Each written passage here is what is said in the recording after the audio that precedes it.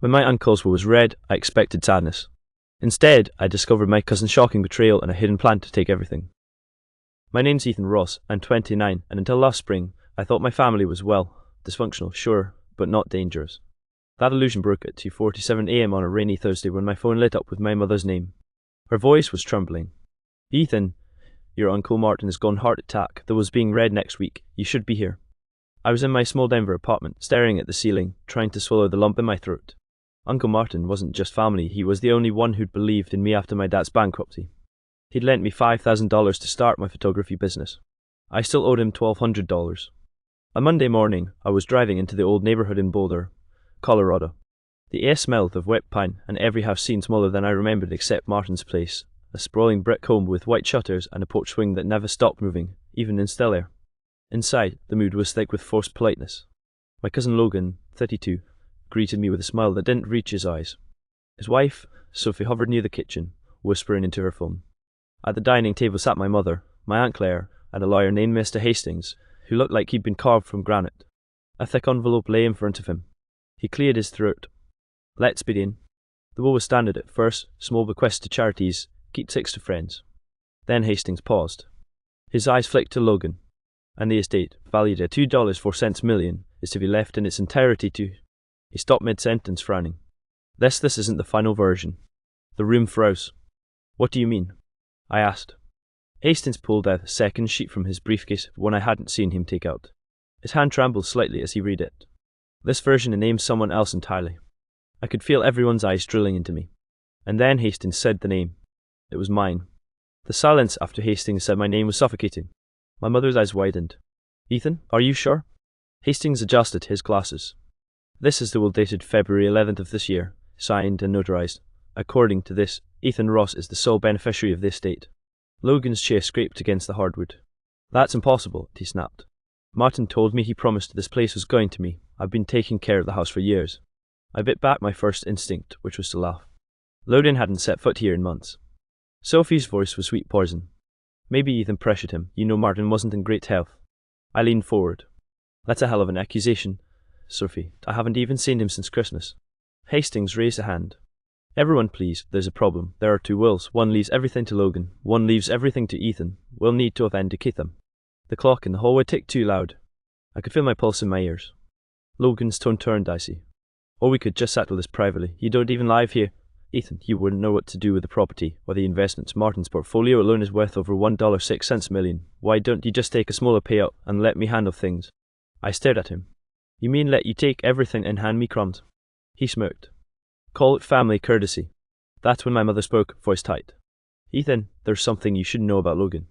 She stopped herself mid-sentence, glancing at Aunt Claire, who shot her a warning look. "What is it?" I pressed. Claire's lips curled into a smile that didn't belong in a room with a dead man's memory. "Not now." But I couldn't shake it, that flicker in my mother's eyes, like she was holding back a truth that could crush someone. When the meeting broke up, I stepped outside into the damp air. Logan followed me to my car. "You're not going to win this," he said quietly, "because you don't know what I know about you." My hand froze on the door handle. "What's that supposed to mean?" He leaned in, his breath smelling of coffee and something sour. "Ask your mother," he whispered. "If she dares. I didn't sleep that night." Logan's words echoed in my head like a dripping faucet I couldn't shut off. "Ask your mother if she dares." By 7:15 a.m. I was in her kitchen. She was making tea, moving slower than usual, her robe tied tight. "Morning," I said, trying to sound casual. She glanced at me. "You look like you haven't slept." I sat down at the table. "Logan said something last night, about me. He told me to ask you." The spoon in her hand froze mid-stir. For a second, I saw pure panic in her eyes. Then it was gone. "He's just trying to rattle you, Ethan. That's what he does." I leaned forward. "Mom, if there's something I need to know before this mess gets uglier, now's the time." She exhaled slowly, sat across from me, and looked at her hands. "It's complicated." I waited. "Your Uncle Martin wasn't just your uncle," she finally said. My chest tightened. "What are you saying?"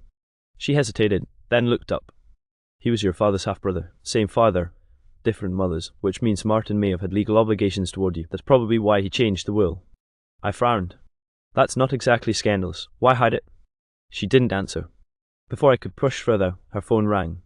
She glanced at the screen, then stood abruptly. "I have to take this." She walked into the hallway, closing the door behind her. Through the thin wall, I caught fragments of her voice.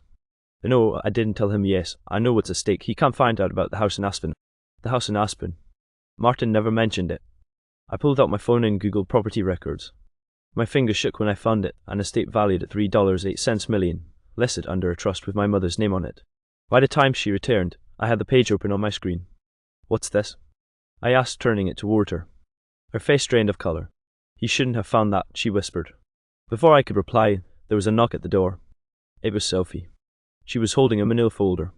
This, she said, stepping inside without invitation, is going to ruin you, Ethan. Sophie closed the door behind her with deliberate slowness, like she was sealing us in. The manila folder looked thin, but she held it as if it could crush me. What's this about? I asked. She smirked. Proof that your precious inheritance isn't yours to take. In fact, if this gets out, you'll be lucky not to end up in court. My mother stood. Sophie, get out, now. Why? Sophie tilted her head. Afraid you'll learn the truth? I snatched the folder from her hands before she could react. Inside were a series of photocopy checks, 10 of them, all signed by Uncle Martin. Each one was made out to me except the amounts were outrageous. $25,000, $40,000, even $75,000. Dates ranged from 2 years ago to just 3 months before Martin's death.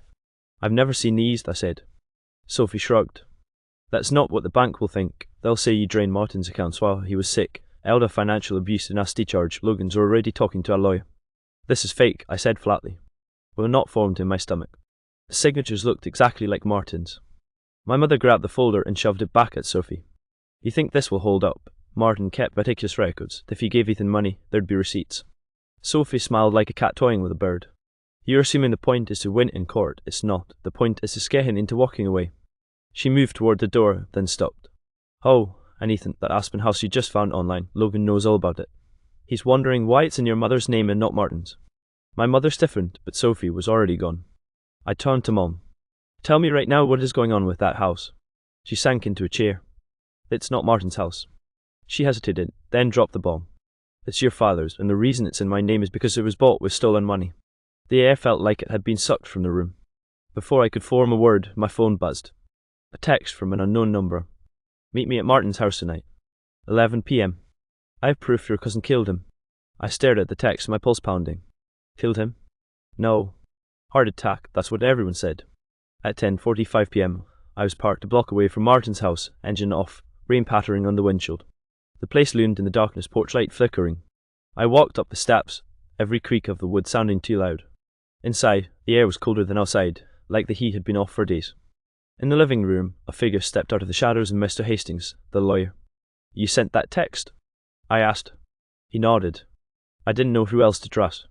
Proof of murder? He reached into his coat and pulled out a small flash drive. Security footage from the house, night before Martin died. Shows Logan giving him something in a glass. 10 minutes later, Martin collapses. My throat went dry. Why haven't you gone to the police? I wanted to, but the footage also shows you arriving at the house the same night. My heart skipped. That's impossible. I was in Denver. Hastings looked at me like he was weighing my soul. The timestamp says otherwise. I think someone's altered the file to put you there. Before I could respond, a loud crash came from the kitchen. We both spun around. Logan stepped out holding a crowbar. Funny, he said, voice low. I was just about to delete that footage, but now I can make sure it disappears along with you. Hastings moved toward him, but Logan swung the crowbar hard, catching the lawyer in the ribs. Hastings went down, gasping. I backed up toward the hallway, grabbing the nearest object, a heavy ceramic vase. Don't make this harder, Ethan, Logan said, advancing. You walk away from the will. I forget I ever saw you here, or... He tilted his head. You can take your chances with the cops, with murder footage and bank fraud hanging over you. Somewhere behind him, a door creaked open. It was Aunt Claire. She was holding a pistol. Aunt Claire's voice was calm, almost bored. Logan, put it down. He didn't move. This isn't your business. She raised the pistol a little higher. It's entirely my business. You think I'm going to let you ruin what we've been building for years? That made me freeze. We. Logan's mouth twisted. So you're finally admitting it? She took a slow step forward. Why not? Martin was in the way. He wanted the money. I wanted the Aspen property. We just had to nudge things along. The words hit me like a punch. My chest felt tight. You killed him together, I said. Claire's eyes flicked to me. We removed an obstacle, and now you're the last one. Hastings groaned on the floor, clutching his side. I could see blood on his shirt. Logan lowered the crowbar slightly, looking at Claire. And what about the will? You forged one for me. I forged one for Ethan, so neither would look real. Now it's chaos, just like you wanted. Claire smirked. Exactly. While you two tear each other apart, I take control of the trust in probate, but Ethan's been inconvenient. The air smelled vaguely of gun oil. My palms were slick. She aimed a pistol at me. This ends tonight. That's when the front door banged open. My mother stood there, soaked from the rain, holding a thick folder. I think, she said, stepping inside, you both might want to hear what's in here before you do anything stupid. Claire's eyes narrowed. And that would be? My mother dropped the folder onto the table. Paper spilled out of deeds, bank transfers, and one notarized confession. It's Martin's signed statement, she said.